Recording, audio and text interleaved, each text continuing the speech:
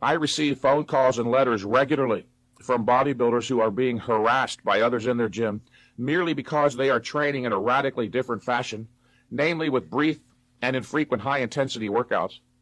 They are usually called crazy, and some have even been threatened with physical violence, literally.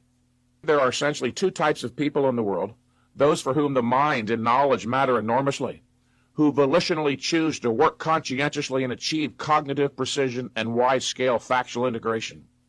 Then there are the others, the mentally passive, who decided that the effort required to gain a philosophic, scientific, that is, principled understanding of reality, including their own inner life, wasn't worth the effort. And the mentally passive are the ones who have a penchant for calling my clients crazy or even threatening them with violence. Philosophically, these are referred to as concrete-bound mentalities. They are limited to dealing with the first level of abstraction, that is, concepts that refer to directly perceivable or concrete objects such as chair, table, gym, weights, biceps, etc. When confronted with higher-level abstractions, those not referring to what is directly perceived, they shrink away bewildered. Gaining a thorough, first-hand understanding of higher concepts requires extensive mental effort, of the sort that these individuals have spent most of their lives actively evading.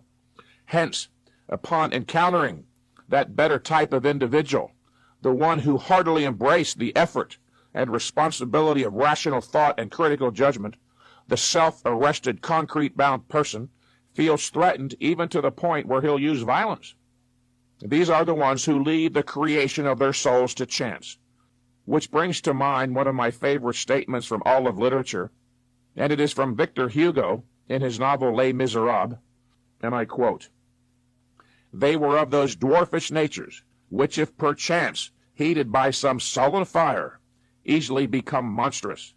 There are souls which, crab-like, crawl continually towards darkness, going back in life rather than advancing in it, using what experience they have to increase their deformity, growing worse without ceasing, and becoming steeped more and more thoroughly in an intensifying wickedness."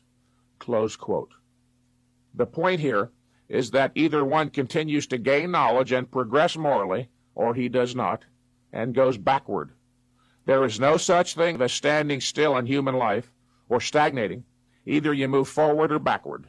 And it is an important concept for bodybuilders who desire to mature properly to consider. While the degree one can train to stimulate the growth of larger muscles, of course, is strictly limited, there is no limit to how much knowledge one can integrate, as human knowledge is an open-ended hierarchy. A philosophically motivated individual has the capacity to gain knowledge, to develop intellectually from his first moment of cognizant awareness to his last dying breath.